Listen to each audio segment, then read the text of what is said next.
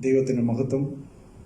ഇന്ന് രാത്രികാലം ഈ ടെലികാസ്റ്റിൽ കൂടെ എന്നെ ശ്രമിച്ചുകൊണ്ടിരിക്കുന്ന എല്ലാ പ്രിയപ്പെട്ടവർക്കും കർത്താവായ യേശുക്രിസ്തുവിൻ്റെ വിലയേറിയ നാമത്തിലുള്ള വന്ദനം ഈ തരുണത്തിൽ ഞാൻ അറിയിക്കുകയാണ്. നമുക്കറിയാം, നാം ഇന്ന് വളരെ ദുർഘട വേളയിൽ കൂടെ കടന്നു പോയിക്കൊണ്ടിരിക്കുന്ന ഒരു സമയമാണ്. ദുർദിവസങ്ങളിൽ കൂടി തന്നെയാണ് നാം മുന്നോട്ട് കടന്നു പോകുന്നത്. നാളെക്കുറിച്ചുള്ള ആശങ്കകൾ മാത്രമല്ല, ഇന്നത്തെക്കുറിച്ചുള്ള ഭയവും നമ്മളെ വളരെ അലട്ടുന്നുണ്ട്.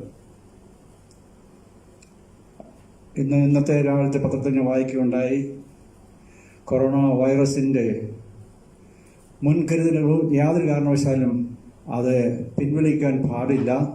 കാരണം ഈ വൈറസിൻ്റെ വ്യാപനം പിന്നെയും വ്യാപിപ്പാൻ തക്കവണ്ണം സാധ്യതയുണ്ട്.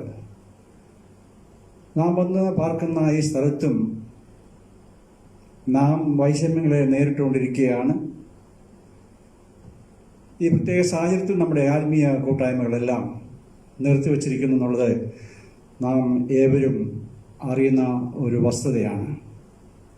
എന്നാൽ ഈ ദിവസങ്ങളിൽ ചില നാളുകളായി ദൈവവചനം നമുക്ക് ലഭ്യമാകുവാൻ തക്കവണ്ണം നമ്മുടെ ഭവനങ്ങളിലും നമ്മളിലും ദൈവവചനം എത്തിക്കുവാൻ തക്കവണ്ണം അത്യുത്സാഹം ചെയ്യുന്ന ബഹ്റിൻ ഹലോ ഹോപ്പ് ബഹ്റിനോടുള്ള നന്ദി ഈ തരുണത്തിൽ ഞാൻ അറിയിക്കുകയാണ്. പ്രത്യേകിച്ച് നമ്മുടെ പ്രിയ സഹോദരന്മാരായ ചെറിയാൻ മാത്യു, അതുപോലെ തന്നെ രാജീവ് സ്റ്റുവർട്ട്, ഇവർ ചെയ്യുന്ന കഠിന അധ്വാനത്തിനായിട്ട് ദൈവം അവർക്ക് ധാരാളം പ്രതിഫലം കൊടുക്കട്ടെ. ഒരു കൂടെ നന്ദി അറിയിക്കുകയാണ്. അമോർത്തതുപോലെ നമ്മുടെ ഹൃദയത്തിൽ വളരെ ചിന്തകളുണ്ട്. What I will do in such an uncomfortable time, in the time of uncertainties. ലോകത്തിൽ യാതൊരു ഉറപ്പും ഒരു കാര്യത്തിനുമില്ല. നാളെ എന്തായിത്തീരും? പ്രത്യേകിച്ച് പ്രവാസികളായി നാം ഇവിടെ നിന്ന് പാർക്കും. നമ്മുടെ ഹൃദയത്തിൽ കടന്നു വരുന്ന ചോദ്യങ്ങളാണ്, what will I do tomorrow? ഞാൻ എന്ത് ചെയ്യും? എൻ്റെ മക്കളുടെ ഭാവി, എൻ്റെ ജോലിയുള്ള സുരക്ഷിതത്വം എന്താണ്? എൻ്റെ വരുമാനം, എൻ്റെ സ്രോതസ്സുകൾ എല്ലാം അടഞ്ഞു പോകുമോ? ആശങ്കകൾ, നാളെ എന്തായിരിക്കും? ഈ രീതിയിൽ യാതൊരു ഉറപ്പുമില്ലാത്ത ഒരു ലോകത്തിൽ ദൈവവചനം നമുക്ക് നൽകിത്തരുന്ന, no matter what happens, the certainties that we have in the word of God, ഉറപ്പ് തരുന്ന, ദൈവവചനത്തിൽ ഉറപ്പ് തരുന്ന 5 കാര്യങ്ങളെക്കുറിച്ച് നിങ്ങളുമായിട്ട് പങ്കുവെക്കാനാണ് ഞാൻ ആഗ്രഹിക്കുന്നത്. അതിനാധാരമായിട്ട് റോമാലേഖനം 8-ാം അധ്യായം അതിൻ്റെ 31 മുതൽ 39 വരെയുള്ള വാക്യങ്ങൾ ഞാനിവിടെ വായിക്കുന്നു. റോമാലേഖനം 8-ന്റെ 31 മുതൽ 39 വരെയുള്ള വാക്യങ്ങൾ. ഇത് സംബന്ധിച്ച് നാം എന്ത് പറയേണ്ടു? ദൈവം നമുക്ക് അനുകൂലം എങ്കിൽ നമുക്ക് പ്രതികൂലം ആർ? സ്വന്തം പുത്രനെ ആദരിയാതെ നമുക്ക് വേണ്ടി എല്ലാം ഏൽപ്പിച്ചു തന്ന അവനോടുകൂടി സകലതും നമുക്ക് നൽകാതിരിക്കുമോ? ദൈവം തിരഞ്ഞെടുത്തവരെ ആർ കുറ്റം ചുമത്തും? നീതീകരിക്കുന്നവൻ ദൈവം, ശിക്ഷ വിധിക്കുന്നവൻ ആർ? ക്രിസ്തുയേശു മരിച്ചവൻ, മരിച്ചിട്ട് ഉയർത്തെഴുന്നേറ്റവൻ തന്നെ. അവൻ ദൈവത്തിന്റെ വലത്ത് ഭാഗത്തിരിക്കുകയും നമുക്ക് വേണ്ടി പക്ഷപാതം കഴിക്കുകയും ചെയ്യുന്നു. ക്രിസ്തുവിന്റെ സ്നേഹത്തിൽ നിന്ന് നമ്മെ വേർപിരിക്കുന്നത് ആര്? കഷ്ടതയോ, സങ്കടമോ, ഉപദ്രവമോ, പട്ടിണിയോ, നഗ്നതയോ, ആപത്തോ, വാളോ? നിന്റെ നിമിത്തം ഞങ്ങളെ ഇടപെടാതെ കൊല്ലുന്നു, അറുക്കുവാനുള്ള ആടുകളെ പോലെ ഞങ്ങളെ എണ്ണുന്നു എന്ന് എഴുതിയിരിക്കുന്നുവല്ലോ. നാമോ നമ്മെ സ്നേഹിച്ചവൻ മുഖാന്തരം ഇതിലൊക്കെയും പൂർണ്ണ ജയം പ്രാപിക്കുന്നു. മരണത്തിനോ ജീവനോ ദൂതന്മാർക്കോ വാഴ്ചകൾക്കോ അധികാരങ്ങൾക്കോ ഇപ്പോഴുള്ളതിനോ വരുവാനുള്ളതിനോ ഉയരത്തിനോ ആഴത്തിനോ മറ്റ് യാതൊരു സൃഷ്ടിക്കോ നമ്മുടെ കർത്താവായ യേശു ക്രിസ്തുവിലുള്ള ദൈവസ്നേഹത്തിൽ നമ്മെ വേർതിരിപ്പിക്കാൻ കഴിയുകയില്ല എന്ന് ഞാൻ ഉറച്ചിരിക്കുന്നു. മാറിപ്പോകുന്ന ലോകത്ത് ഒന്നിനും ഉറപ്പില്ലാത്ത ഒരു ലോകത്ത് ഉറപ്പേറിയ 5 കാര്യങ്ങൾ ഈ ഭാഗത്തു നിന്ന് വായിപ്പാൻ തക്കണം ഞാൻ ആഗ്രഹിക്കുന്നു. അതിൽ ഒന്നാമത്തെ കാര്യം, ദൈവം നമുക്ക് അനുകൂലം. God is on our side. ദൈവം നമുക്ക് അനുകൂലം. ഞാൻ വായിച്ച വാക്യം 31. ഇത് സംബന്ധിച്ച് നാം എന്ത് പറയേണ്ടു? ദൈവം നമുക്ക് അനുകൂലമെങ്കിൽ നമുക്ക് പ്രതികൂലം. എത്ര സന്തോഷകരമായ ഒരു ഉറപ്പാണ് ദൈവത്തിന്റെ വചനം നമുക്ക് നൽകി തരുന്നത്. ദൈവം നമുക്ക് അനുകൂലം. ദൈവം നമുക്ക് അനുകൂലമെങ്കിൽ നമുക്ക് പ്രതികൂലമാണ്. അതൊരു വലിയ ചോദ്യമാണ്.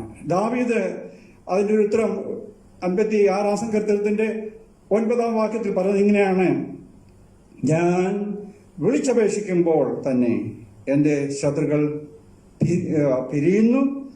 പിന്തിരിയുന്നു.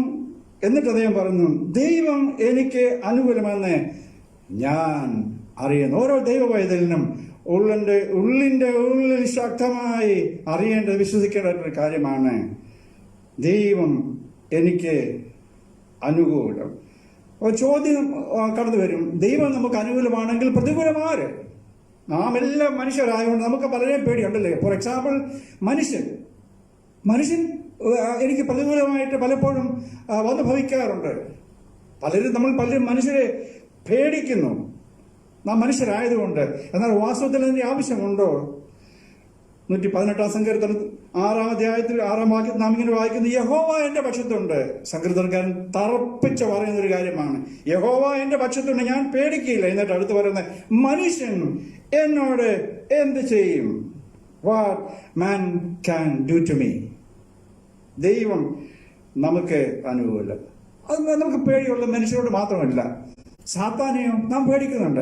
നമ്മെ എങ്ങനെയെങ്കിലും തകർക്കാൻ തക്കവണ്ണം അഹോരാത്രം കിണഞ്ഞു പരിശ്രമിക്കുന്ന ആളാണ് സാത്താൻ. അപ്പൊ സാത്താൻ നമുക്കെതിരായിട്ട് വരും, ചോദ്യങ്ങളുമായിട്ട് കടന്നു വരും, നമുക്ക് പ്രതികൂലമായി അനേക സന്ദർഭങ്ങളിൽ വരും. എന്നാലും നമ്മൾ സാത്താനെ ഭയപ്പെടേണ്ടതായിട്ടുള്ള ആവശ്യമുണ്ടോ?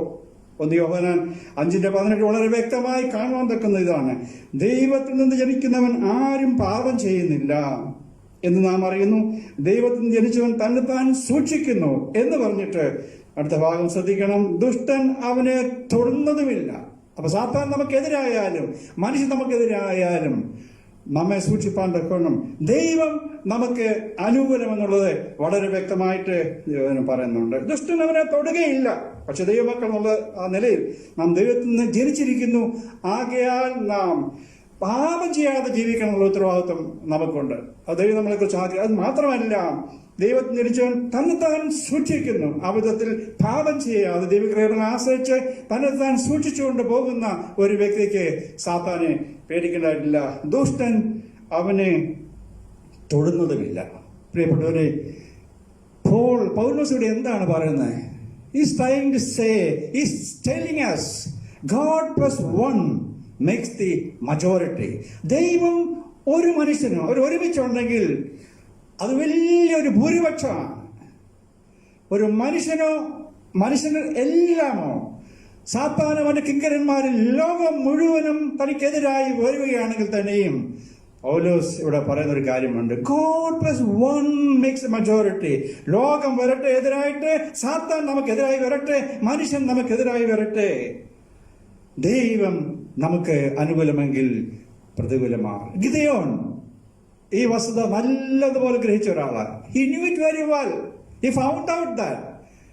നമുക്കറിയാം, മിദ്യാന്യരെ യുദ്ധത്തിനായിട്ട് വന്നു. അവരെ തകർക്കുവാൻ തക്കവണ്ണം ശക്തിയില്ലാത്ത ഗിദെയോൻ ഭ്രമിച്ച് പേടിച്ച് നിൽക്കുമ്പോൾ ദൈവം അവനോട് പറഞ്ഞു, നീ ഭയപ്പെടണ്ട, ജയിക്കുവാൻ തക്കവണ്ണം നമുക്ക് അധികം ആൾക്കാരെയൊന്നും വേണ്ട, ഞാൻ നിന്നോടുകൂടി ഉണ്ട്, ഞാൻ നീയും ഉണ്ടെങ്കിൽ. ഈ അർത്ഥത്തിലാണ് ദൈവം പറയുന്നത്.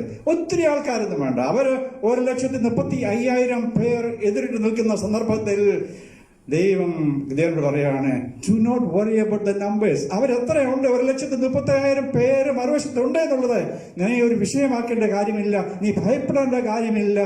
I am with you, you and I will make majority. ദൈവം നമ്മുടെ പക്ഷത്തുണ്ട് എന്ന് വരികിൽ നമുക്ക് ഭയപ്പെടുവാനൊന്നുമില്ല. കാര്യം അവൻ പറഞ്ഞു, നമ്മുടെ പശുത്തവൻ കാണും ദൈവം നമുക്ക് അനുകൂലം. എബ്രായ ലേഖനം 13-ാം അധ്യായത്തിന്റെ 5ഉം 6ഉം വാക്യങ്ങൾ നാം വായിക്കുന്നത് ഇത് നമുക്ക് ഉറപ്പിച്ചു തരുന്നു. അതിങ്ങനെയാണ് എബ്രായ ലേഖനം 13-ാം അധ്യായത്തിന്റെ 5-6 വാക്യങ്ങൾ അതിങ്ങനെയാണ് നാം വായിക്കുന്നത്.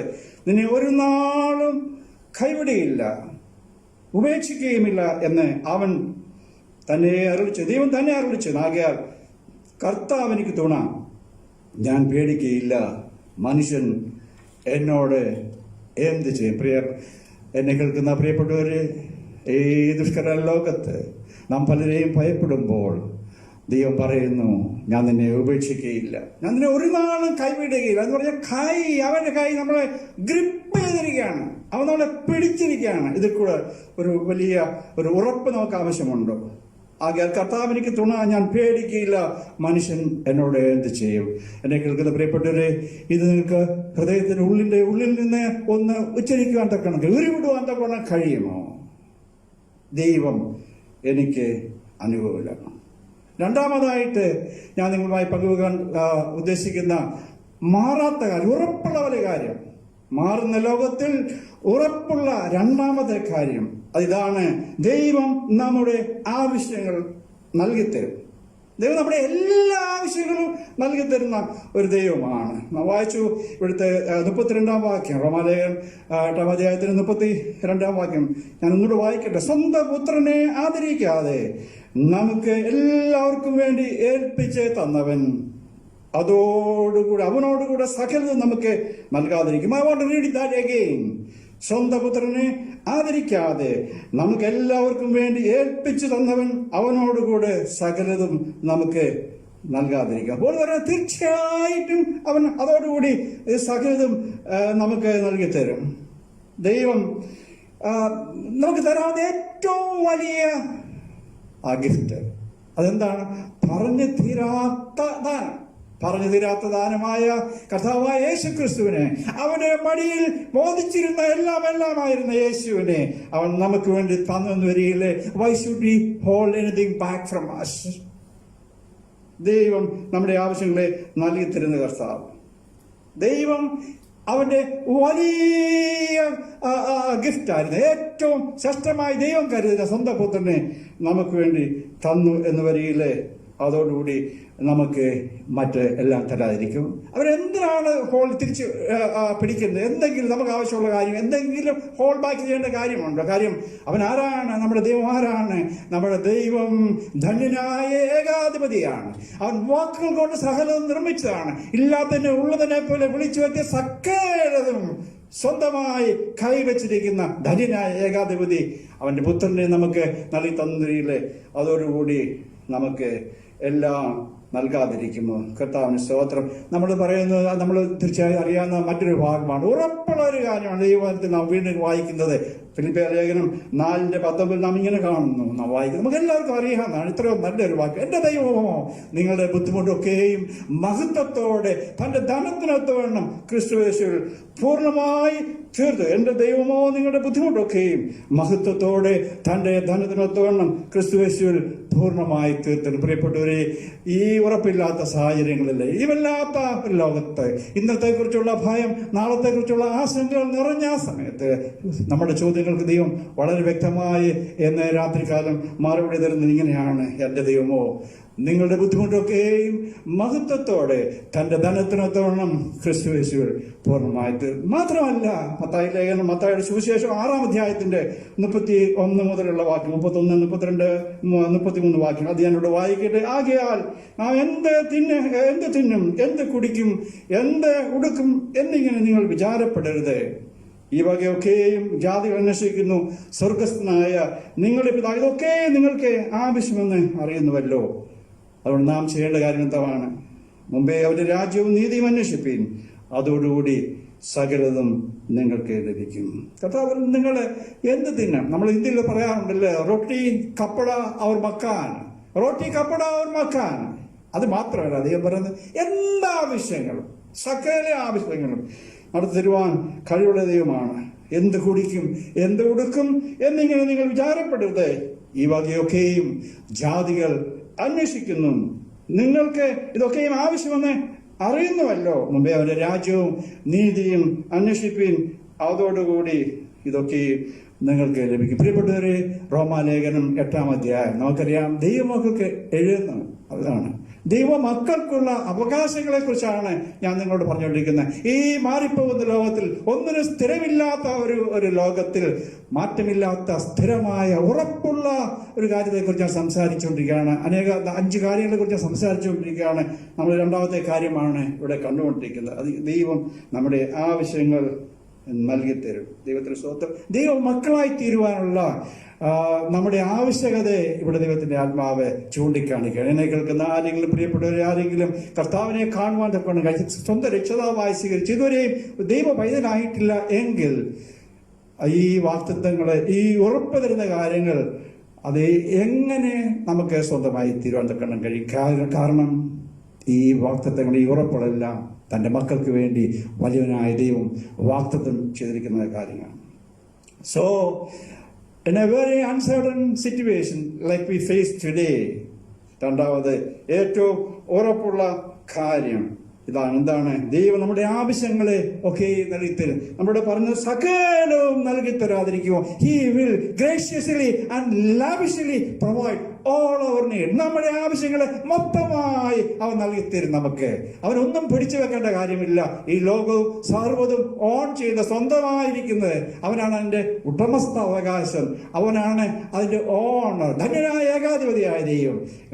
ഇന്ന് രാത്രികാലം എന്നെ കേൾക്കുന്ന പ്രിയപ്പെട്ടവരെ, ദൈവത്തിൽ നമ്മൾ ആശ്വസിക്കുക, ദൈവത്തിൽ നമ്മൾ ഉറയ്ക്കുക. ദൈവമക്കളെ, അവൻ നമ്മുടെ എല്ലാ ആവശ്യങ്ങളും നൽകിയത്. ദൈവം നമ്മുടെ എല്ലാ ആവശ്യങ്ങളും നിറവേറ്റിത്തരും. അടുത്തതായിട്ട് 3ാമത്തെ കാര്യം എന്താണ്? ഒരു ഉറപ്പുമില്ലാത്ത ലോകത്തിൽ ഉറപ്പേറിയ 3ാമത്തെ ഉറപ്പേറിയ ദൈവത്തിന്റെ വചനം അത് ഇതാണ്: നീതീകരിക്കുന്നവൻ ദൈവം. എന്തൊരു സന്തോഷമുള്ള കാര്യമാണ്! നമ്മളെ നീതീകരിക്കുന്ന ഒരു ദൈവം നമുക്ക് ഉണ്ട് എന്ന് വരികിൽ അത് എത്രയോ സന്തോഷം നമുക്ക് തരുന്നു. പ്രിയപ്പെട്ടവരെ, 8-ാം അധ്യായത്തിൽ, റോമാലേഖനം 8-ാം അധ്യായത്തിൽ 33-34 വാക്യങ്ങൾ ഞാനിവിടെ വായിക്കട്ടെ. ദൈവം തെരഞ്ഞെടുത്തവരെ ആർ കുറ്റം ചുമത്തും? നീതീകരിക്കുന്നവൻ ദൈവം. ശിക്ഷ വിധിക്കുന്നവൻ ആർ? ക്രിസ്തുയേശു മരിച്ചവൻ, മരിച്ചിട്ട് ഉയർത്തെഴുന്നേറ്റവൻ തന്നെ. അവൻ ദൈവത്തിന്റെ വലതുഭാഗത്ത് ഇരിക്കുകയും നമുക്ക് വേണ്ടി പക്ഷപാതം കഴിക്കുകയും ചെയ്യുന്നു. ഇവിടെ ചോദ്യമാണ്, ദൈവം തെരഞ്ഞെടുത്തവനെ ആർ കുറ്റം വിധി? Who can bring charges against you? നിനക്കും എനിക്കും എതിരായി ദൈവത്താൽ, കർത്താവായ യേശുക്രിസ്തുവിന്റെ വിലയേറിയ രക്തത്താൽ വീണ്ടെടുക്കപ്പെട്ട ദൈവമക്കളായ വലിയ പദവിയിലേക്ക് കടന്നു വന്ന ഭാഗ്യവശാൽ കൃപയാൽ ഈ കൃപയിലേക്ക് കടന്നു വന്ന നമുക്ക് നിങ്ങൾക്കും എനിക്കും എതിരായി ദൈവം തിരഞ്ഞെടുത്തവനെ ആർ കുറ്റം വിധിക്കും? നമുക്കറിയാം, നോ വൺ ക്യാൻ. എന്തുകൊണ്ട്? Why not? എന്തുകൊണ്ട് കുറ്റം വിധിക്കാൻ തക്കണം കഴിയില്ല? ഇവിടെ വളരെ വ്യക്തമായിട്ട് നാം വായിച്ച ഭാഗത്തിൽ കാണും, ദൈവം നമ്മളെ തെരഞ്ഞെടുത്തു. നാം വെറുതെ ഇങ്ങനെ വന്നതല്ല, നമ്മുടെ സ്വന്തം ഇഷ്ടത്തിന് വന്നതല്ല. ദൈവം നമ്മളെ തെരഞ്ഞെടുത്തു. God chose us. ദൈവകൃപയാൽ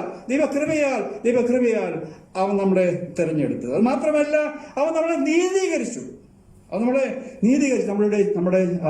2ാമത്തെ ഉറപ്പതാണ്. ദൈവം നമ്മളെ നീതീകരിച്ചു. അവൻ നമ്മളെ കുറ്റമില്ലാത്ത വ്യക്തികളായിട്ട് അവൻ പ്രഖ്യാപനം നടത്തിയ God declare us out of guilt. കുറ്റബോധമില്ലാത്തവരായ കുറ്റക്കാരെന്നുള്ള മേലെഴുത്ത് തന്റെ പുത്രന്റെ കാൽവരി യാഗത്തിൽ കൂടെ അവൻ നീക്കിക്കളഞ്ഞു. 2ാമത്തെ ചോദ്യം അവിടെ കാണുന്നത്, ദൈവം തെരഞ്ഞെടുത്തവനെ ശിക്ഷ വിധിക്കുന്നവനാർ?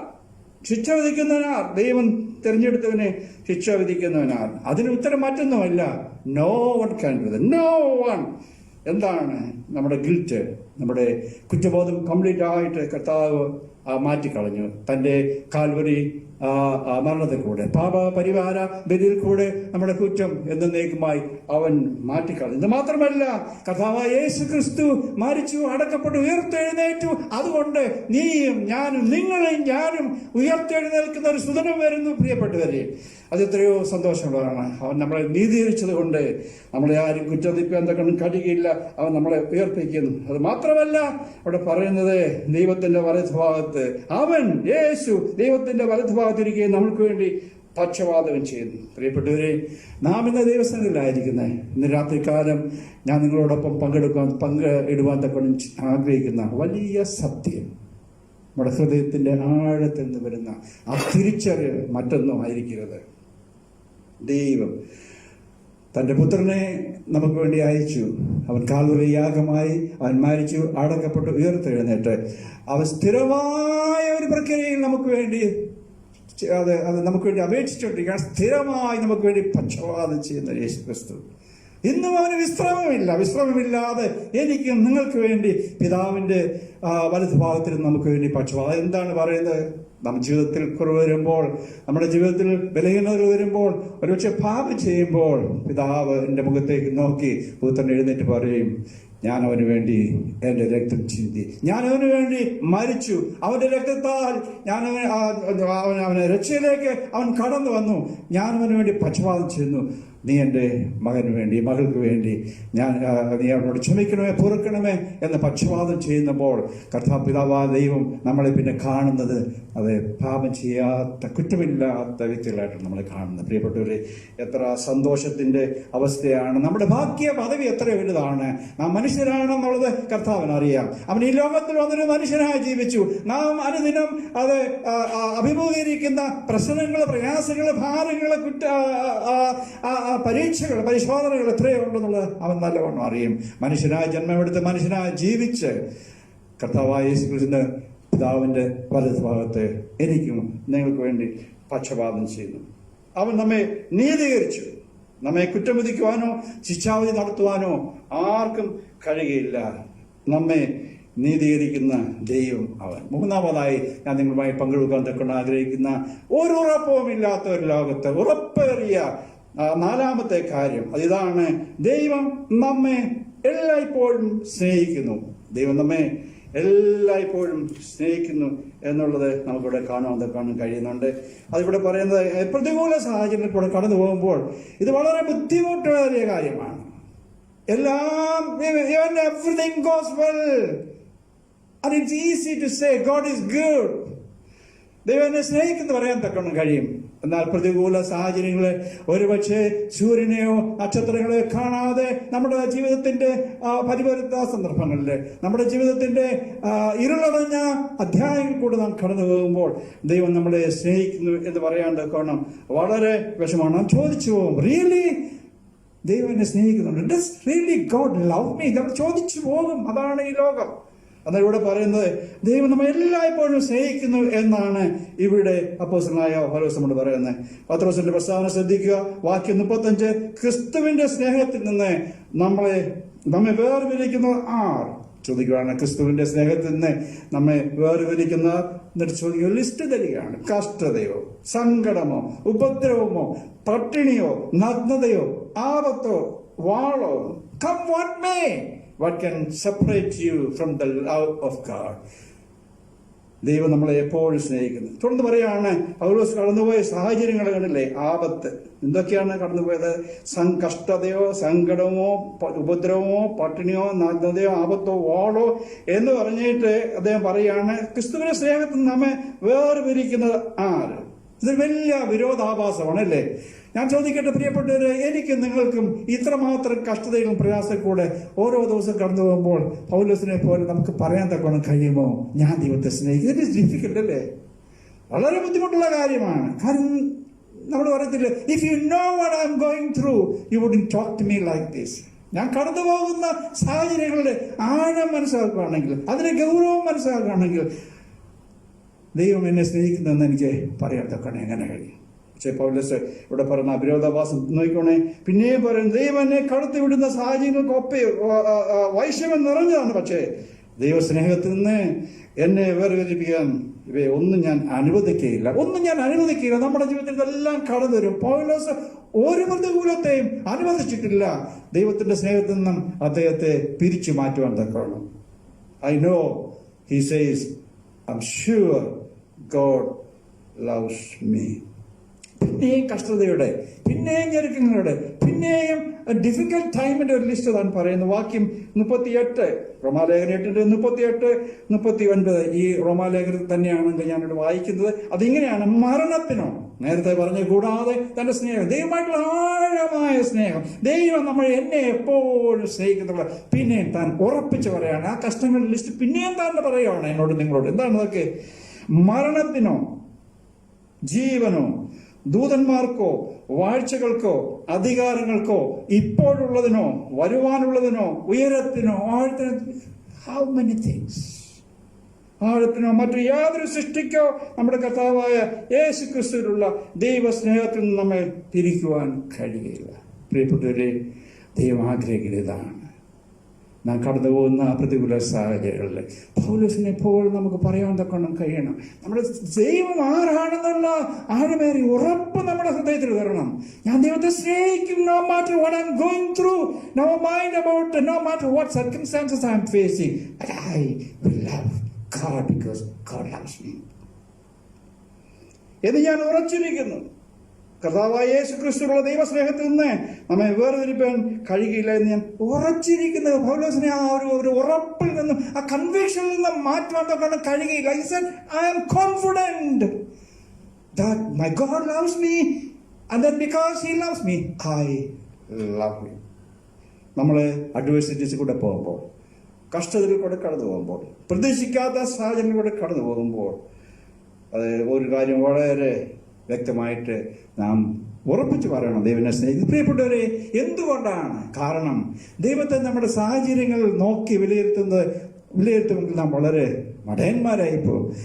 കാര്യം നമ്മുടെ ജീവിതത്തിൽ സാഹചര്യങ്ങൾ നോക്കുമ്പോൾ സാഹചര്യങ്ങളെ തന്നെ വിലയിരുത്തുവാൻ തക്കണം കഴിയില്ല. നാം കാണുന്ന കാര്യങ്ങൾ മാത്രമേ നമുക്ക് നോക്കി വിചിന്തനം ചെയ്യാൻ തക്കണം കഴിയുന്നുള്ളൂ. എന്നാൽ സർവശക്തനായ ദൈവം, സകലതും കാണുന്ന ദൈവം, സകലതും അറിയുന്ന ദൈവം, അവൻ നമ്മുടെ ചുറ്റുപാടുകളെ എല്ലാം വിലയിരുത്തുമ്പോൾ അവൻ നമ്മൾ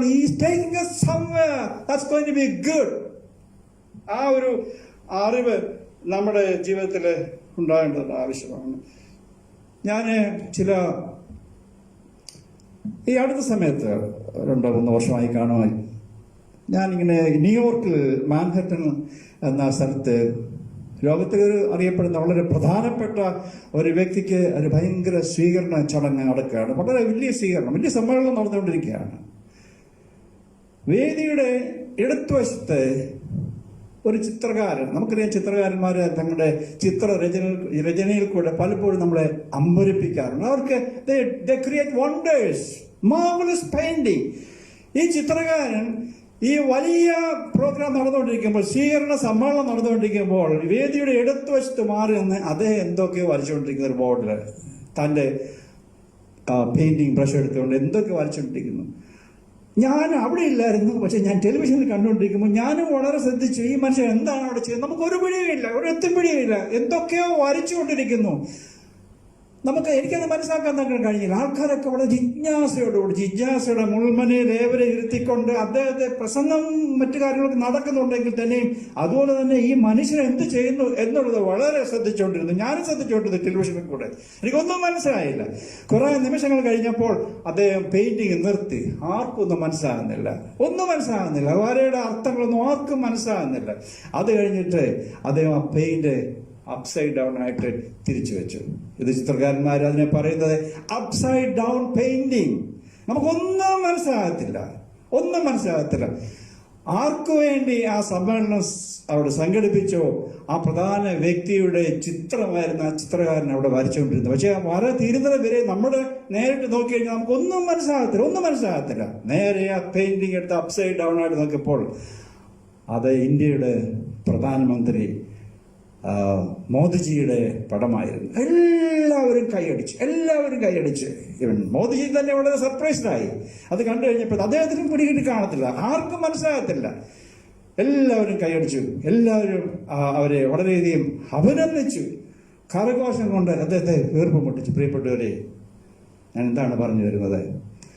ഞാനും നിങ്ങളും നമ്മുടെ കഠിന ശോധനയിൽ കൂടെ കടന്നു പോകുമ്പോൾ, പ്രയാസങ്ങളിലൂടെ കടന്നു പോകുമ്പോൾ, ആരോടും പങ്കുവെക്കുവാൻ കഴിയാത്ത ജീവിതത്തിന്റെ ദുഃഖ സാഹചര്യങ്ങളിൽ നെടുവേർപ്പെടുമ്പോൾ, വേദനകൾ കടിച്ചമർത്തി കൊണ്ടുപോകുമ്പോൾ ഇതൊന്നും എനിക്ക് മനസ്സാകുന്നില്ല ദൈവമേ, വാട്ട്സ് ഹാപ്പനിങ്.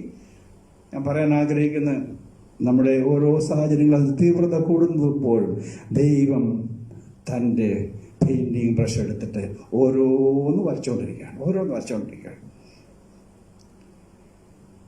നമുക്കറിഞ്ഞുകൂടാ. പക്ഷേ ആ ദുർഘടവേളകളെല്ലാം കഴിഞ്ഞു കഴിയുമ്പോൾ ദൈവം പുഞ്ചിരിച്ചുകൊണ്ട് അവൻ വരച്ച ചിത്രത്തിൻ്റെ മനോഹര രൂപം കാണുവാൻ തക്കണം. അവൻ അപ്സൈഡ് ഡൗൺ അത് കിട്ടി. അന്നേരമായിരിക്കും നാം മനസ്സിലാക്കുന്നത് ദൈവത്തിൻ്റെ സ്നേഹം എത്ര വലുത്. ദൈവം എപ്പോഴും എന്നെ സ്നേഹിച്ചുകൊണ്ടിരുന്നല്ലോ, ഞാൻ ദൈവത്തെ തെറ്റിദ്ധരിച്ചല്ലോ. അപ്സൈഡ് ഡൗൺ പെയിന്റിങ് നമ്മുടെ ജീവിതത്തിൽ ദൈവം ചെയ്തുകൊണ്ടിരിക്കുകയാണ്. അതുകൊണ്ട് ശാന്തമായി നമ്മുടെ സാഹചര്യങ്ങളെ വിലയിരുത്തി ദൈവത്തിന്റെ സ്നേഹത്തെ അളക്കുവാൻ തക്കണം ശ്രമിക്കാതെ. ദൈവം നമ്മളെ എപ്പോഴും സ്നേഹിക്കുന്നു. യെരമ്യാ പ്രവചനം 31:3 നാം ഇങ്ങനെ കാണുന്നു, യഹോവ ദൂരത്തു നിന്നും എനിക്ക് പ്രത്യക്ഷമായി അരുളിച്ചെയ്തത്, നിത്യ സ്നേഹം കൊണ്ട് ഞാൻ നിന്നെ സ്നേഹിക്കുന്നു. പ്രിയപ്പെട്ടവരെ, ആ എവർലാസ്റ്റിംഗ് ലവ്, നിത്യ സ്നേഹം. അതുകൊണ്ട് എനിക്ക് നിങ്ങൾക്ക് നിത്യ സ്നേഹം ദൈവത്തിൽ തിരികെ കൊടുക്കാൻ പറ്റണം. ദൈവം നമ്മെ എല്ലായ്പ്പോഴും സ്നേഹിക്കുന്നു. ഒരുറപ്പുമില്ലാത്ത മാറിക്കൊണ്ടിരിക്കുന്ന ലോക സാഹചര്യങ്ങൾ ദൈവത്തിൻ്റെ വചനത്തിൻ്റെ 4ാമത്തെ ഉറപ്പാണ്. ഉറപ്പുള്ള കാര്യങ്ങളാണ് നാം വായിച്ചായിരുന്നു. ദൈവം നമ്മളെ എല്ലാ കാലത്തും സ്നേഹിക്കുന്നു. ഏറ്റവും കൂടുതൽ ഞാൻ നിങ്ങളുമായിട്ട് പങ്കുവെക്കാൻ തക്കണം ആഗ്രഹിക്കുന്ന കാര്യങ്ങൾ. ഒരുറപ്പുമില്ലാത്ത ലോകത്തിൽ ഉറപ്പേറിയ 5ാമത്തെ കാര്യം, പ്രിയപ്പെട്ടവരെ ശ്രോതാക്കളെ, അതിതാണ് നാം പൂർണ്ണ ജയം പ്രാപിക്കുവാൻ. അത് 37ാമത്തെ വാക്യം, നാമോ നമ്മെ സ്നേഹിച്ചവൻ മുഖാന്തരം ഇതിലൊക്കെയും പൂർണ്ണ ജയം പ്രാപിക്കും. 5ാമത്തെ പോയിന്റ് ഇതാണ്, നാം പൂർണ്ണ ജയം പ്രാപിക്കും.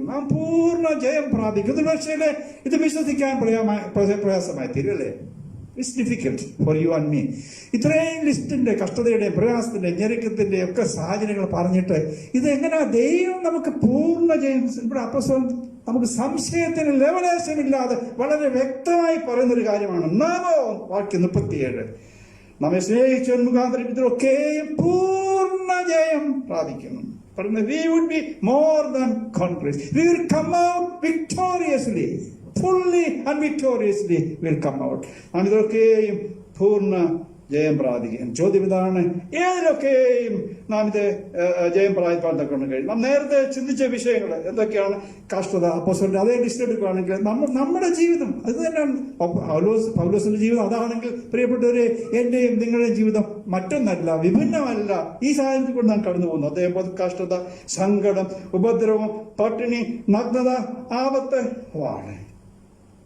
അതന്നെയല്ല, മറ്റൊരു കാര്യം താൻ പറയുന്നു, അത് വളരെ ചിന്തനീയമാണ്. 36ാമത്തെ വാക്യം ഇതാണ്, നിന്റെ നിമിത്തം ഞങ്ങളെ ഇടപെടാതെ കൊല്ലുന്നു. അതൊരു പ്രവചനമാണ്, നമുക്കറിയാം. ഉദ്ധരണിയാണ്. സങ്കീർത്തനം 44:22 വാക്യമാണ് അവിടെ ഉദ്ധരണിയായിട്ട് അവിടെ കാണുന്നത്. അതിതാണ് ഞാൻ പറയുന്നത്. 36ാം വാക്യം, നിന്റെ നിമിത്തം ഞങ്ങളെ ഇടപെടാതെ കൊല്ലുന്നു. അറക്കുവാനുള്ള ആടുകളെ പോലെ ഞങ്ങളെ എണ്ണുന്നു. ഇതിന്റെ അർത്ഥം എന്താണ്? താൻ പറയുന്നത് ഇതാണ്, ഞാൻ നേരത്തെ നിങ്ങളുടെ മുമ്പാകെ വായിച്ചു കേൾപ്പിച്ചു. അദ്ദേഹം പറയാണ്, പൗലോസ് ഇന്ന് നമ്മളോട് സംസാരിക്കുകയാണെങ്കിൽ അദ്ദേഹം പറയും, പ്രിയ സഹോദര സഹോദരി, ഞാൻ കടന്നുപോയ കഷ്ടതയുടെ പ്രയാസങ്ങൾ നീണ്ട 2 ലിസ്റ്റ് നിങ്ങളുടെ മുമ്പാകെ വച്ചല്ലോ. ആ കഷ്ടതകളെല്ലാം വന്നു കഴിഞ്ഞാലും അതിൽ കൂടെ കടന്നു പോകുന്നതിനപ്പുറമായിട്ട് ഞങ്ങൾ രക്തസാക്ഷികളാകേണ്ടി വന്നു കഴിഞ്ഞാൽ അദ്ദേഹം പറയാണ്, അതാണ് പറയുന്നത്, നിന്റെ നിമിത്തം ഞങ്ങളെ ഇടപെടാതെ കൊല്ലുന്ന അറക്കുവാനുള്ള ആടുകളെ പോലെ ഞങ്ങളെ എണ്ണുന്നു പറഞ്ഞാൽ എന്റെ ജീവിതം, പൗലോസ് പറയാം, എന്റെ ജീവിതം തന്നെ ദൈവത്തിന് വേണ്ടി അതെ മരിക്കാൻ തക്കണം വിട്ടുകൊടുക്കുകയാണ്. ഞാൻ എന്റെ ജീവിതം തന്നെ മരിച്ചൊരു രക്തസാക്ഷി ആകേണ്ടി വന്നു കഴിഞ്ഞാൽ തന്നെയും അദ്ദേഹം പറയാണ്, ഞങ്ങൾ പൂർണ്ണ ജയം പ്രാപിക്കും. ഇത് വളരെ ഡിഫിക്കൽട്ടാണ്. ഇതൊരു വലിയ വിരോധാഭാസമാണ്. ഇങ്ങനെയൊക്കെയുള്ള കഷ്ടത്തിൽ കടന്നു പോകുമ്പോൾ തങ്ങളുടെ ജീവൻ തന്നെ വെച്ചു കൊടുത്ത് രക്തസാക്ഷിയായി മരണം സംഭവിച്ചു കഴിഞ്ഞാൽ ജീവൻ പോയാലും അതിൽ പൂർണ്ണമായ ജയം പ്രാപിക്കും എന്നെങ്ങനെ പറയാൻ തക്കണം നമുക്ക് കഴിയും. അത് വളരെ ആഴമേറിയ ഒരു വിഷയമാണ്. ഒരു ഉത്തരം നമ്മുടെ വായിച്ച റോമാലേഖനത്തിന്റെ 8ാം അധ്യായത്തിന്റെ 28ാം വാക്യം, 8ാം അധ്യായത്തിന്റെ 28ാം വാക്യത്തിൽ അത് കാണുന്നു. അതിങ്ങനെയാണ്, ദൈവത്തെ സ്നേഹിക്കുന്നവർക്ക് നിർണയപ്രകാരം വിളിക്കപ്പെട്ടവർക്ക് സകലതും നന്മയ്ക്കായി കൂടി. I want to say that again. I want to read that again. ദൈവത്തെ സ്നേഹിക്കുന്നവർക്ക്, നിർണയപ്രകാരം വിളിക്കപ്പെട്ടവർക്ക് സകലതും നന്മയ്ക്കായി കൂടെ വ്യാപരിക്കുന്നു. നമുക്ക് ചോദിക്കാൻ പോലെ പൗലോസേ എക്സ്പ്ലെയിൻ ടു മീ, എക്സ്പ്ലെയിൻ, എന്നെ വിശദീകരിച്ചാണ്. ഞങ്ങൾക്കിതൊന്നും മനസ്സിലാകുന്നില്ല. ഈ കഷ്ടതയുടെ ലിസ്റ്റെല്ലാം വന്നിട്ട് പിന്നെ നീ പറയാണ് എങ്ങനെയാണ് എനിക്ക് ദൈവത്തെ സ്നേഹിക്കാൻ തക്കണം കഴിയും. നീ പറയാണ് ദൈവത്തെ സ്നേഹിക്കുന്നവർക്ക് തന്നെ പ്രകാരം വിളിക്കപ്പെട്ടു. അതൊക്കെ ശരിയായിരിക്കും, പക്ഷെ എനിക്ക് അങ്ങോട്ട് വിശ്വസിക്കാൻ കഴിയുന്നില്ല. ഒരു അല്പം കൂടെ വിശദീകരിച്ചു തരാമോ? അല്പം കൂടെ വിശദീകരിച്ചു തരാമോ? ഇതൊക്കെ എങ്ങനെയാണ് നന്മയ്ക്കായി കൂടി വ്യാപരിക്കുന്നത്? അതുകൊണ്ട് പൗലോസ് പറയാം വെയിറ്റ് ചെയ്ത് കേൾക്കുക. 29ാമത്തെ വാക്യം തുടർന്ന് റോമാലേഖനം 8:21. പൗലോസ് വളരെ സംശയം വേണ്ട പ്രിയപ്പെട്ടവര്, എനിക്ക് നിങ്ങൾക്ക് ഇന്ന് യാതൊരു സംശയം വേണ്ട. നാം എങ്ങനെ ഈ സാഹചര്യത്തിൽ പൂർണ്ണ ജയം പ്രാപിക്കുന്നുള്ളത് എടുത്ത് വളരെ വ്യക്തമായി പറയാണ്. ദൈവത്തെ സ്നേഹിക്കുന്നവർക്ക്, നിർണയപ്രകാരം വിളിക്കപ്പെട്ടവർക്ക് സകലവും നന്മയ്ക്കായി കൂടി വ്യാപരിക്കുന്നു പറയുന്നത് നിങ്ങൾക്ക് അത് മനസ്സിലാകുന്നില്ലെങ്കിൽ പിന്നെ ഞാൻ വിശദീകരിച്ചു തരാം. വേഴ്സ് 29ാമത്തെ വാക്യം പറയാണ്, അവൻ മുന്നറിഞ്ഞവരെ തന്റെ പുത്രൻ അനേകം സഹോദരന്മാരിൽ ആബ്ദിജാതനാകേണ്ടതിന് അവന്റെ സ്വരൂപത്തോട് അനുരൂപരാകുവാൻ മുന്നേ വെച്ചിരിക്കുന്നത്. പ്രിയപ്പെട്ടവർ, ഇവിടെ പറയുന്നത് അത് ഉള്ളിന്റെ വലിയ ഭയങ്കര വെളിപ്പാടാണ് പൗലോസിനെ ലഭിച്ചിരിക്കുന്നത്. ഈ പോകുന്നതൊക്കെ ഞാൻ പറഞ്ഞല്ലോ, ദൈവത്തെ സ്നേഹിക്കുന്നവർക്ക് നിർണയപ്രകാരം വിളിക്കപ്പെട്ട സകലവും നന്മയ്ക്കായി കൂടി വ്യാപരിക്കുന്നു. അതിന്റെ കുറച്ചുകൂടെ ആഴമായ വിശദീകരണം വ്യാപ്തിയിലേക്ക് കടന്നു പോവുകയാണെങ്കിൽ 29ാം വാക്യം ഞങ്ങൾ വായിച്ചല്ലോ, അവൻ മുന്നറിഞ്ഞവരെ തന്റെ പുത്രൻ അനേകം സഹോദരന്മാരിൽ ആദ്യജാതനാകേണ്ടതിന് അവന്റെ സ്വരൂപത്തോട് അനുരൂപരാകുവാൻ മുന്നേ വെച്ചിരിക്കുകയാണ്. പ്രിയപ്പെട്ടവരെ, എന്നെയും നിങ്ങളെയും ദൈവം വിളിച്ച് മുന്നേ വെച്ചിരിക്കുക. എന്താണ്? നമ്മുടെ ഈ ലോക ജീവിതത്തിൽ കടന്നു പോകുമ്പോൾ, ഈ ലോകത്തിൽ നാം ആയിരിക്കുമ്പോൾ ദൈവം നമ്മളെ കുറിച്ച് ആഗ്രഹിക്കുന്ന ഏറ്റവും വലിയ നേട്ടം എന്തായിരിക്കും ചോദിച്ചു കഴിഞ്ഞാൽ, നമ്മൾ ദൈവത്തിന്റെ സ്വന്തം പുത്രനായ യേശു ക്രിസ്തുവിന്റെ രൂപത്തോട് അനുരൂപരായി തീരണം. അതുകൊണ്ട് എന്താണ്, ഒരു കഷ്ടത വരുമ്പോൾ, ഞെരുക്കുകൾ വരുമ്പോൾ, പ്രയാസങ്ങൾ വരുമ്പോൾ നമ്മൾ ബേജാറാകേണ്ട ആവശ്യമില്ല. അവൻ നമ്മളെ ചെത്തുകയാണ്, അവൻ നമ്മളെ ഒടിച്ചു കളയാണ്, അവനെ നമ്മളെ മിനുക്കിയെടുക്കുകയാണ്. ആവശ്യമില്ലാത്ത നമ്മുടെ ജീവിതത്തിലെല്ലാം ചെത്തി വെടിപ്പാക്കി ആത്യന്തികമായി അവൻ കാണാൻ ആഗ്രഹിക്കുന്ന രൂപം തൻ്റെ സ്വന്തം പുത്രനെ കാണുന്നത് പോലെയുള്ള രൂപാന്തരം, രൂപാന്തരം നമ്മുടെ ജീവിതത്തിനുണ്ടാകണം. തൻ്റെ സ്വന്തം പുത്രനോട് അനുരൂപരാകുവാൻ തക്കണമാണ് ദൈവത്തെക്കുറിച്ച് ആഗ്രഹിക്കുന്നത്. അങ്ങനെയാണ് നാം തികഞ്ഞ പൂർണ്ണ ജയം പ്രാപിക്കുന്നത്. നമ്മൾ പൂർണ്ണ ജയം പ്രാപിക്കുന്നത് അത് ഒരു പക്ഷേ ഇന്ന് രാത്രിയായിരിക്കാം, അല്ലെങ്കിൽ കർത്താവ് വരുന്ന സമയത്തായിരിക്കാം. ആ പൂർണ്ണത പ്രാപിച്ച് അവനോടുകൂടെ നിത്യമായി യുഗായുഗമായി വാഴുന്ന, കണ്ണുനീരില്ലാത്ത, പ്രശ്നങ്ങളില്ലാത്ത, വേദനയില്ലാത്ത, നെടുവീർപ്പില്ലാത്ത ആ രാജ്യത്തിൽ നമ്മുടെ പ്രിയ കർത്താവിനോട് വാഴുവാൻ ഗുണമാണ് നാം കടന്നു പോകുന്ന ഈ സാഹചര്യങ്ങളെല്ലാം നമുക്ക് അനുകൂലമായി വ്യാപരിക്കുന്നത്. എന്ത് വളരെ വ്യക്തമായിട്ട് നാം ഇവിടെ വായിച്ചു. പൗലോസിന്റെ ആ ഉറപ്പ് കടന്നു പോകുന്ന സാഹചര്യങ്ങൾ എന്നെയും നിങ്ങളെയും നോക്കി ദൈവത്തിന്റെ ആത്മാവിൽ സംസാരിക്കുന്നത്. ഞാൻ നിങ്ങളെ കടത്തിവിടുന്ന, ദൈവം നിങ്ങളെ കടത്തിവിടുന്ന സാഹചര്യങ്ങളെല്ലാം ആത്യന്തികമായിട്ട് നാം പൂർണ്ണ ജയം പ്രാപിച്ച് ദൈവപുത്രന്റെ സ്വരൂപത്തോട് അനുരൂപരായി തീർന്ന് എന്നേക്കുമായി അവനോടുകൂടി ആയിരിക്കാൻ ദൈവം നമ്മൾ ആഗ്രഹിക്കുകയാണ്. ഉറപ്പില്ലാത്ത ഈ ലോകത്തെ ഉറപ്പേറിയ 5 കാര്യങ്ങൾ പ്രിയപ്പെട്ടവരെ ഞാൻ നിങ്ങളോട് സംസാരിക്കുകയുണ്ടായി. ഇത് ഏതാണ്ട് 2000 വർഷങ്ങൾക്ക് മുമ്പ് ദൈവത്തിന്റെ വചനത്തിൽ നമുക്ക് തന്നിരിക്കുന്ന ഉറപ്പാണ്. ഇതിന് യാതൊരു മാറ്റവുമില്ല. സർവശക്തനായ ദൈവം സാഹചര്യങ്ങൾ മാറി വരുമ്പോൾ യഥാവാനായി നിലകൊള്ളുന്ന ദൈവത്തിന്റെ വചനം, ഈ ഉറപ്പ് എത്ര കാലം വരും മുന്നോട്ട് പോകും, അതിന് യാതൊരു മാറ്റവുമില്ല. 5 ഉറപ്പേറിയ കാര്യങ്ങൾ എന്തൊക്കെയാണ്? ഈ ഉറപ്പേറിയ കാര്യങ്ങൾ നാം അതിനെ ആശ്ലേഷിക്കുകയും ഏറ്റെടുക്കുകയും ചെയ്ത് ജീവിക്കുകയാണെങ്കിൽ തീർച്ചയായിട്ടും നാം സന്തോഷമായിരിക്കും. 1, ദൈവം നമുക്ക് അനുകൂലം. 2, ദൈവം നമ്മുടെ എല്ലാ ആവശ്യങ്ങളും നൽകിത്തരും. നമ്മെ നീതീകരിക്കുന്ന ദൈവം. 4, ദൈവം നമ്മെ എല്ലായ്പ്പോഴും സ്നേഹിക്കുന്നു. 5, കൂടുതലായി ഞാൻ പറഞ്ഞല്ലോ, നാം പൂർണ്ണ ജയം പ്രാപിക്കുന്നു. ഈ വചനം കഴിയുകയാൽ ദൈവം നമ്മളെ സഹായിക്കുമാറാകട്ടെ. നമുക്ക് പ്രാർത്ഥിക്കാം. ഞങ്ങളുടെ സ്നേഹമേറിയ ദൈവമേ, സ്വർഗ്ഗ പിതാവേ, ഈ മനോഹര രാത്രി സമയത്തിനായി ഞങ്ങളങ്ങ് വാഴ്ത്തുന്നു. സാഹചര്യങ്ങളെല്ലാം മാറിപ്പോകുന്നു. ഞങ്ങളുടെ ദൈവമോ യഥാവാനായി ഞങ്ങളുടെ മധ്യത്തിൽ നിലകൊള്ളുന്നു. ഉറപ്പില്ലാത്ത ലോകത്ത് ഉറപ്പേറിയ 5 കാര്യങ്ങൾ ഇന്ന് രാത്രി ദൈവത്തിന്റെ ആത്മാവ് ഞങ്ങളുടെ കൃത്യമായി സംസാരിച്ചതോർത്ത് സ്തോത്രം ചെയ്യുന്നു. ഞങ്ങൾ ഇന്ന് ചിന്തിച്ച, ഞങ്ങൾ കേട്ട ഈ ചിന്തകൾ ഞങ്ങളുടെ ആത്മാവിൽ അത് ഉൾക്കൊള്ളുവാൻ, അത് ഏറ്റെടുക്കുവാൻ തക്കണം വരുന്ന ജീവിതത്തിൽ ഏറ്റെടുത്തുകൊണ്ട് പൗലോസിനെ പോലെ ഉറപ്പുള്ളവരായി ദൈവസന്നിധി ജീവിപ്പാൻ തക്കണം അന്തിമമായി തൻ്റെ ദൈവപുത്രൻ്റെ സ്വരൂപത്തോടെ അനുരൂപരായിത്തീർന്ന് കർത്താവുമായിട്ടുള്ള നിത്യവാസം ചെയ്യുവാൻ തക്കണം നിങ്ങളെ വിളിച്ചു തോർത്ത് ഞങ്ങളൊക്കെ വാഴ്ത്തുന്നു. കർത്താവേ, ജീവിത ഭാരങ്ങളിൽ നാളെയെക്കുറിച്ച് അല്ലെങ്കിൽ ഇന്നത്തെക്കുറിച്ചുള്ള ഭയവും നാളത്തെക്കുറിച്ചുള്ള ചിന്താകുലകളും ആയി ആരെങ്കിലും എന്നെ കേൾക്കുന്നുണ്ടെങ്കിൽ ഈ ദൈവിക വാഗ്ദത്തങ്ങൾ അവിടെ ഹൃദയത്തിലേക്ക് അവിടുത്തെ പതിപ്പിച്ചു കൊടുക്കുവാറാകണമേ. അത് ഏറ്റെടുക്കുവാൻ, അത് വിശ്വസിപ്പാൻ ധൈര്യത്തോടെ മുന്നോട്ട് പോകാൻ ദൈവ സാന്നിധ്യത്താൽ അവരെ സഹായിക്കണം. എന്നിട്ട് കൃപ അവരെ ചുറ്റുമാണ്. ഞങ്ങളെ കേൾപ്പിച്ച അനുഗ്രഹിക്കപ്പെട്ട ദൈവവചനത്തിനായ സ്തോത്രം. തിരുനാമത്തെ ഞങ്ങൾ വാഴ്ത്തുന്ന എല്ലാ ഉപകാരങ്ങൾക്കായി ഞങ്ങൾ നിന്നെ വാഴ്ത്തുന്നു. യേശുവിൻ്റെ വിലയേറിയ നാമത്തിൽ തന്നെ ആമേൻ.